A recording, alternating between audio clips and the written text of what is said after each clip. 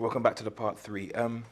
Just before the break, you were talking about, both of you were discussing about I'm going to use a phrase like a kind of cultural colonialism that is, that sometimes takes place for people who embrace Islam, acculturation. It's not a necessity, but it's human interaction. These type of things happen.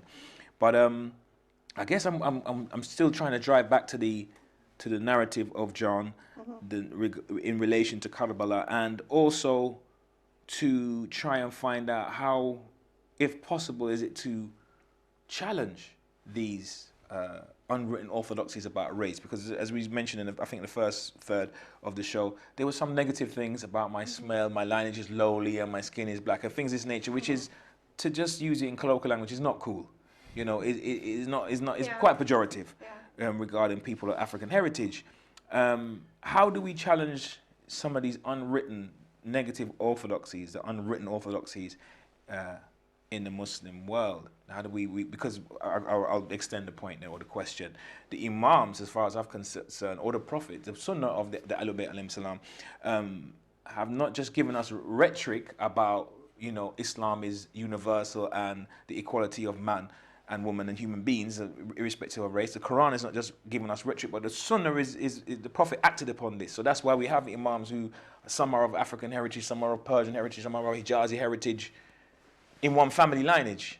So that's a practice. But at the moment, we're stuck at rhetoric. How do we move beyond the rhetoric? Bilal, let's go back to, let's say, Bilal calling the Adhan at the time of the Prophet. As revered as he was among the Muslim world today, as revered as he is among the Muslim world. Famous, Sahaba. Well known. He is written in history as a slave, full stop. So his excellence, his mannerism, his courage, whatever he did, he is known as a slave. And that connotation has resonated through the histories of Islam. So not a muttaqi, not a salihin, forget about anything else. A deep thinker, a general. Regardless to what he did, his deeds and good conduct, he's written into history black slave. as a slave. And this whole word abid has been transmitted traditionally into cultures over the time up until today. So in certain societies, certain groups of people are still, irrespective of your scholarly conduct, you are still referred to in your mind and verbally as an abid. And that terminology itself reduces one respect for you. And it is something we need to work on. We need to work on how that's going to come. Again, you're talking about lateral thinking, people having the freedom to express themselves verbally, because you hear about freedom of speech. Is there freedom of speech in Islam? I really don't think so. If you were to say that certain things at the so-called wrong times and wrong places, you will be shut down. So freedom of speech in Islam, yes, it exists, but in small circles, because it's as though you expect to say certain things at a certain place over. And so new thinking, when I say new thinking, programs like this, which intends to open up new lines of thinking, will be frowned upon by certain people. And this is the stereotype we need to break. Then we talk about how we're going to do this. This is how we need to do this. Well, this is Safia More TV, programs and this is like breaking this boundaries. need to be opening programs of this sort, topics of discussion. It's not radicalization, it's intellectualization. Intellectualization. We have a caller. Hello and assalamu alaikum. What is the question or comment you'd like to put forward, brother? The comment is quite by saying hukam in the Quran. Allah calls people of Yuhanna or Mu'mineen or Fasiqeen or Kafirin. Brother, we're struggling to hear you. I don't know if you need to slightly adjust your phone set, how you're articulating the phone set, so we can hear you clearer. We'd love to hear what you have to say. Or call back if you want to. Or if you could call back again, that would be excellent, inshallah. Your line is pretty bad. I think we've lost that call. I hope we can call. Brother, please feel free to call back to make your point. We're intrigued to know what it was that you wanted to share with us. You were saying. Yeah, Bilal, I was saying, is freedom of speech really do exist in the way we would like it to exist in Islam? Because if you in certain circles were to say this, ask the wrong questions in certain circles, it will be shut down. So we need to reach a point where we have the courage to openly express our inner views. It's not new views, our inner views without fear of reprisal. So you're saying in a polite fashion with akhlaq, We're with adab, talking about but be true, be open. intellectualization. Okay. We have to do that. We have to become intellectualized so people can understand it's a thinking process taking place. It's not regurgitation anymore. It's about thinking, it's about clarity, it's about understanding what needs to happen in a systematic manner. This is where we are. What needs to happen in a systematic manner. Hello and assalamu alaikum. Wa alaikum salam. Oh, that's a much better line. Please feel free to make the point you was going to make, my brother. Okay, the point is that from beginning, we have moved away from the direction of Allah. Because Allah called Muslims and we have to become mu'mineen. But today, we are stuck in this vicious cycle of becoming Shia and Sunnis. So the hukam is quite clear in the Quran that we are all Muslims, not Shia, not Sunni, or any other sect. And Allah says clearly in the Quran, Allah hates all sects. So the first point of racism here is we are objecting to the commandment of Allah. Until we come to the commandment of Allah and accept any hukam, there is no change. Okay. And this racism will continue until we bring ourselves to the hukam of Allah, calling ourselves Muslim, and we're trying to become Mu'mineen. Okay. Thank you. One more comment. Oh, okay. One more comment from my sister. We would never ever address ourselves as enlightened or, a Mu'min. It's better that somebody else addresses you that way. It is very wrong to address yourself as humble and enlightened. I'm afraid I didn't quite We catch missed on the that. second point. We got the gist of the first point, but the second point missed us, brother. The line is really bad. Okay, let me go back again. No problem. So let's. It is. Thank you, brother. Please go back. second So the first point was about the brother was saying that we need to. He feels that there is the view is that we as Muslims should be less sectarian and more Muslim, not the denomination of which type of Muslim we are. I would agree with him to some respect, but then be mindful of history. I mean, I think definitely there is a certain way that the shaitan plays on the human nafs when it comes to too much focusing Sister, on... we have another call. The lines have gone red. Go. Hello and assalamu alaikum. Wa alaikum salam. Please feel free to make your comment or question, brother. Well, observation, I guess a comment. It's a fascinating discussion. I must say it's a much needed discussion. But it's a sort of discussion that's probably relevant in a non-Muslim society where you have a sort of a metropolis, a cosmopolitan environment. There are Muslims and non-Muslims from all over the world living together, and perhaps this discussion is relevant here. Mm-hmm. Whereas, say, in Iran, I mean, you might think all Iranians belong to the same community. Well, actually, they don't. There are various Persian tribes who have, for hundreds of years, never intermarried, regarded each other as being different, have learned to live together in a community of believers, but they have continued to be different. They have discriminated against each other. Sometimes they have not traded with each other. Or say Basra, where there are over 1.5 million African Iraqi Muslims. And I believe there is a campaign to get their rights as Muslims, as Iraqis, and as African Arabs in Iraq. And in fact, they've been denied their human rights in that community. This is within Iraq. And I hope brothers and sisters who are watching this should become aware of this community in Iraq. And there are similar communities in Iran itself. So what I'm really saying is that this issue is a live issue, has been a live issue in the Muslim world for a long time. And I'm not sure that Muslims are in a position to, or even prepared to, particularly take on the issue. I'm a Sunni Muslim, by the way, and you guys are Shia Muslims. Alhamdulillah. There is that part too. But I don't think it's actually a particularly live issue for us. it's a politicized issue which has suddenly appeared before us in the 21st century, I think. And that may sort of, it has been elevated because of the political issues in the Middle East. What I'm really saying is that, yeah, we need to continue the debate, but I don't think it's to do with black and white necessarily. It's not necessarily to do with Africans and Asians or Americans.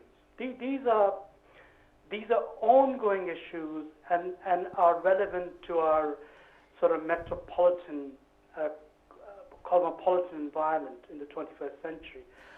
Thank you very much. Thank you for your point. So the brother makes an interesting point. He says there's diversity in the Muslim world, African, non-African, Arab, African, Arab, so on and so forth, but he feels this is relevant in a cosmopolitan area, but maybe not globally. Well, we are in a cosmopolitan area in Britain and in the Western world, and I think Well, I would agree. It's wider than just black and white. Yeah, well, obviously we are mixing two things. That is to say, what is in our classical texts / early and medieval Islamic cultures / the spread of Islam in the early Islamic world and the situation of Muslims today, and maybe even pursue what we experience in the community. What I would say is, first of all, the early Muslim world, well, let me rephrase that. Places like Kufa and Baghdad, before the Mongol invasion, were heavily cosmopolitan too, as the brother was saying. There were different tribes, different peoples, different religions, etc., different languages. So it's not like the Muslim world has not been cosmopolitan. And with respect to the actual article we were discussing about Joan ibn Huway, these different portrayals, these different texts, they emerged out of the Muslim world, and perhaps due to some of the cosmopolitanism of the Muslim world and some of the diversity of racial views within the Muslim world, and some of the other issues that really we've been touching on, although perhaps not dealing with in depth, things like Arabization in the Muslim world and the spread of Islam, / the opposing tendency towards Persianization among some of the Shi'i community, or even some other Muslims as well, because Iran was also a cultural center of the Muslim world. The issue of when Islam spread, did people become Arabized, or did they keep their own cultures? This is not something limited to people today in the quote non-Muslim world. These are issues that have gone on for centuries. And with respect to what I'm actually discussing in the article about some things that are debated in religious history, especially as pertinent to Shi'i Muslims. Oh, sister, we have a caller. We have another caller. The lines have lit up. Hello and assalamu alaikum, caller. What question or comment would you like to make? Assalamu alaikum wa rahmatullahi wa ta'ala wa barakatuh. I would like to give my salams and my blessings to those in the studio. I've been watching your show with absolute fascination, and I'd like to make a comment if possible. My name is Mohammed Solomon. I am the Emir of Islamic Action, and I wholeheartedly support the comments, the thoughts, and the progressive methods and views that have been expressed on your show. I think it's enlightening, and it's like it's a catalyst, I believe, for also it's on the cusp of a new paradigm shift. I believe there's going to be an equilibrium in the Muslim world, and I think these issues which are being discussed now are issues that are so important in terms of the fact that now we're open to look at gender issues and look at issues around nations and groups and politics, and I think Sister Amina's article was one of the most profound scholarly works that has been done in a long time, that has helped to create a new narrative around the issue of the stereotyping and the endemic racism that exists within the so-called Islamic world. Sorry, Muslim world, because I know Islam is no race issue, but the Islamic world is riddled with this, and I believe that this type of discussion, this type of show, is helping to open this dialogue up and actually bring about true discussions on these issues, which is so important. Thank you. Well, did you want to ask a question to any of the panelists, brother? Yes. I mean, I would definitely, once again, I would like to commend you, Brother Bilal, for what you're doing. I think it's amazing, and Sister Amina said, and to Brother Rashid as well. This is so important. It needs to be aired.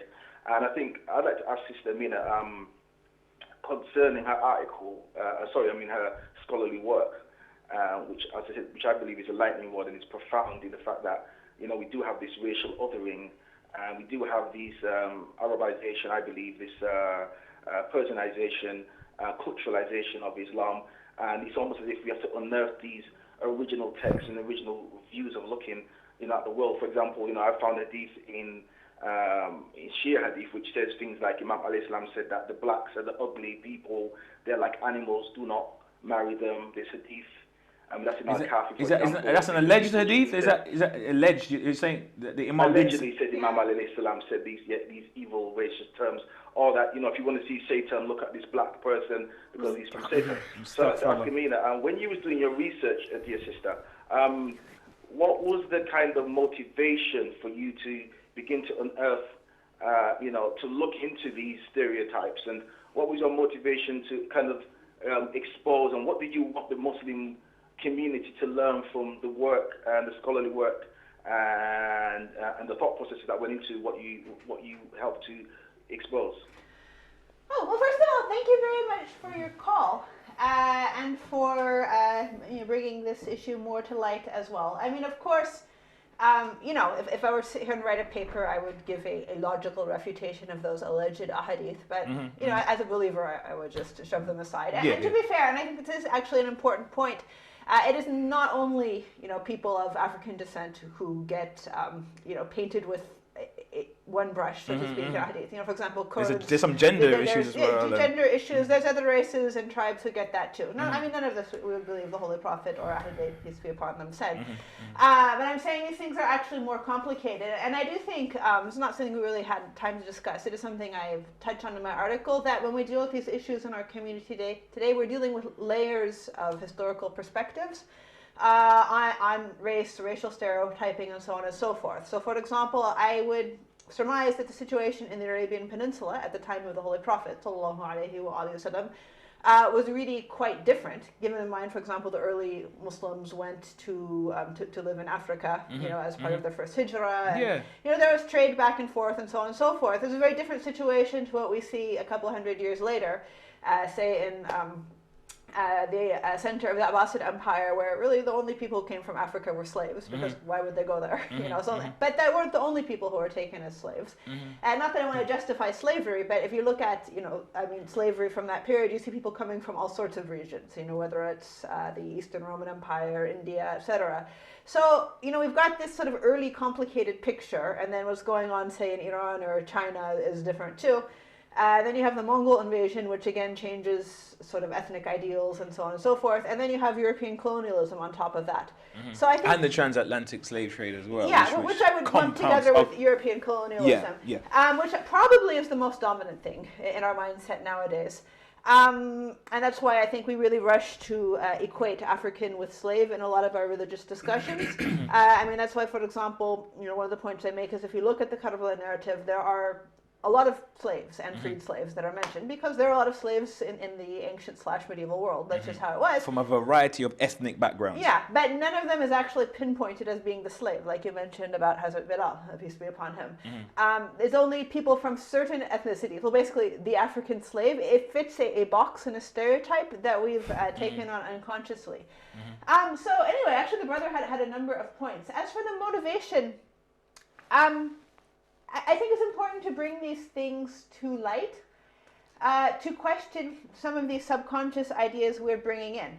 Just to relate this back to what the other brother was saying, the brother who mentioned whether this relates to a cosmopolitan area and so forth, one of the things I do mention in the article too is the negotiation of, one can say, ethnic ownership within the Islamic world. So, for example, there are some people, Shi'i people, who wanted to draw pictures of the imams in certain countries, who objected to the idea that it's like the Iranians are taking ownership of our religion, so we'll draw them according to our faces instead. Now, to me personally, I'm looking at it as 6 of one, half a dozen of another. But the point is, there is this continued struggle for who basically, I think ethnic ownership is the right word, who will have ethnic ownership of the religion. I've heard, just to jump in there, but I've heard a sheikh say, on this station before, he said that the imam, this is a plural, don't come to represent any color, they come to represent a principle. But it only becomes their ethnicity becomes a problem if you have a problem with race and ethnicity. Well, I think as a whole, as a community, like I was saying, we have a lot of issues with